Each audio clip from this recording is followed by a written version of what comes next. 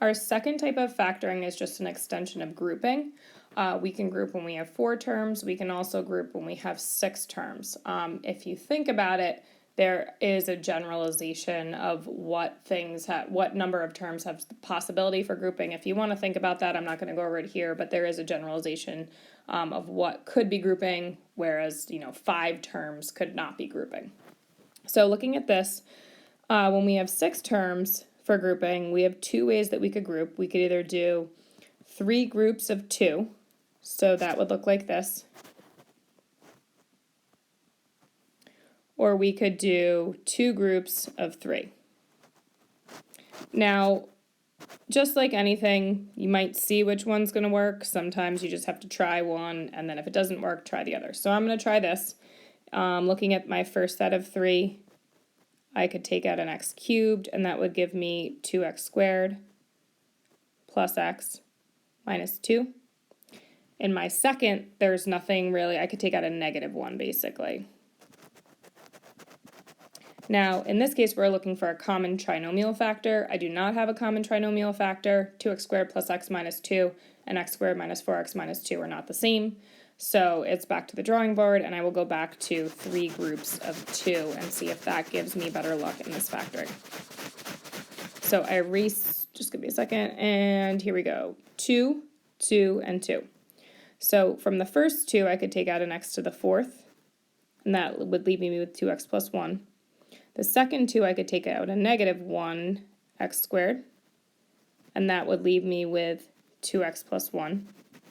And my third group of 2, I could take out a -2, and that would leave me with 2x plus 1.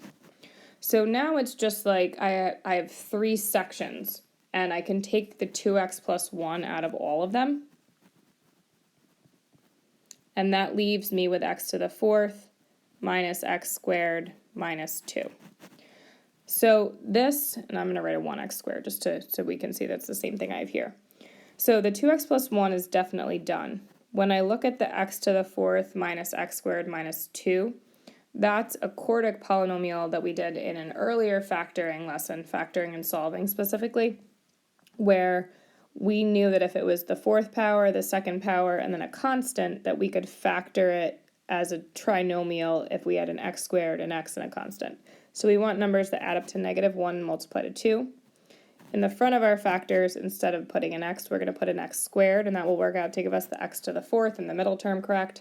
And the numbers that would work here are -2 and +1, right, that add up to -1 and multiply to -2. Now, if this was an x squared minus 1 here, I could factor another time, but it's the sum of perfect squares, not the difference of perfect squares. Here, -2 is not a perfect square, so this one is done with these 3 factors. The next one is another example of 6-term grouping. On this one, I'm not going to go through both and guess and check. This one does work out best with 3 and 3. So my first set of 3 has a common factor of x. So that's going to give me 2x squared plus 3x minus 5. Just erase that.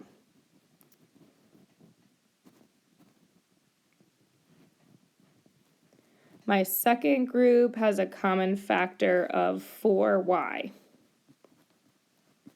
So that's going to give me 2x squared plus 3x minus 5 also. So now we have a common trinomial factor.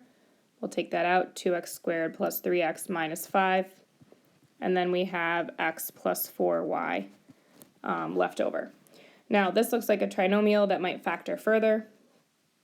So if I think of factors of -10 that add up to 3, that would be a positive 5x and a -2x. So we split this up and do grouping. So this is going to give me an x times 2x plus 5 and a -1 times 2x plus 5. I'm going to keep that x plus 4y going. It's not changing, but it's part of the problem. So then my final factor, and I really should kind of keep that fully in parentheses to have it be accurate, is going to be 2x plus 5 x minus 1 from that trinomial I was factoring, and then the x plus 4y. Both of the last two were factoring, not solving problems, so I didn't have to do anything with solving at the end.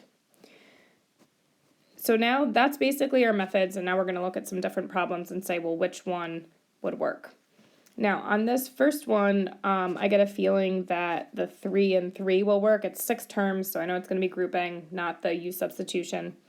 And since there's A's all here and there's B's all here, I think it's probably 3 and 3. So I can take an A out of the first one and a B out of the second one.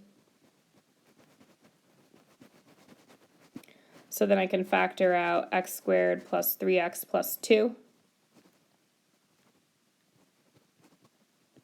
and have A plus B left. So this trinomial just has a 1x squared. I don't have to split the middle or anything. I can just find numbers that add up to 3 and multiply to 2, and that would be x plus 1, x plus 2, and then I want to keep around my A plus B.